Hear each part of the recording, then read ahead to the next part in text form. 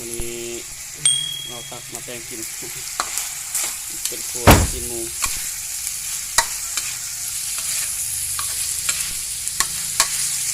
เป็นแกงมะน้ำใส่กินหมู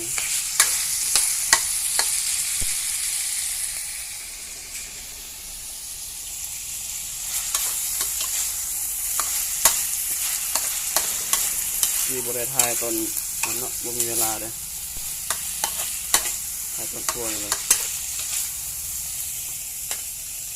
2 ต่อบัดเดียวเนี่ยสมาเอาผักมาใส่เนาะตัวนี้เป็นผักกาด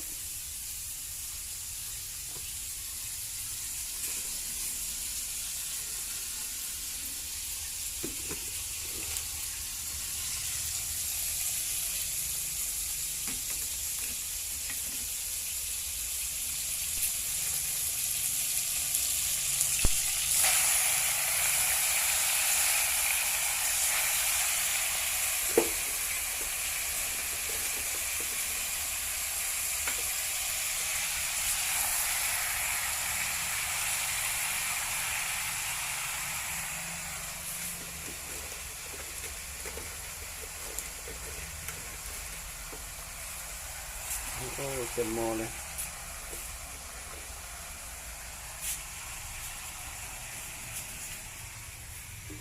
หม้อเป็นออมหอยออหอย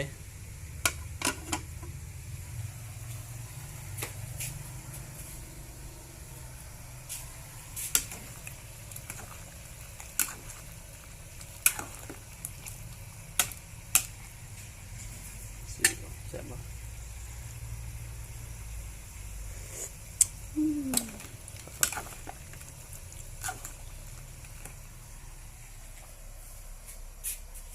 ก็น้อยครับไปเบิ่งอัน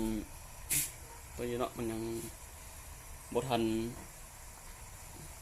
สุกเถอะก็เลยนำมาเพิ่มอีกเนาะวันนี้เราจะลองเปิดบ่เนาะแกงนี่ถือว่าสุกแล้วใส่อยู่โอ้สุกแล้วเอาผักหอมใส่บ้าง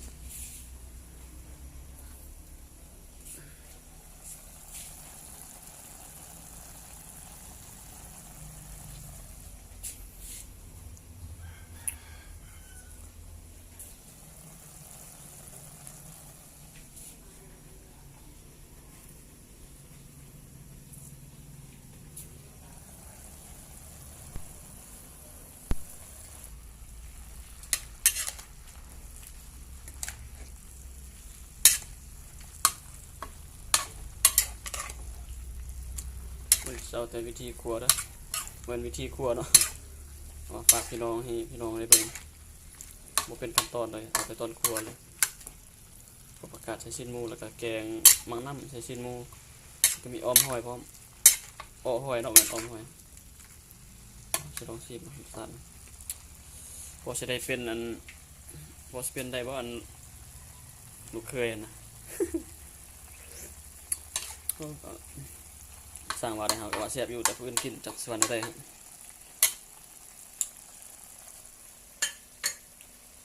ย่อตัวเองเนาะมีคนย่อเขาย่อเองใช่ไหมนี่พอดีเป็น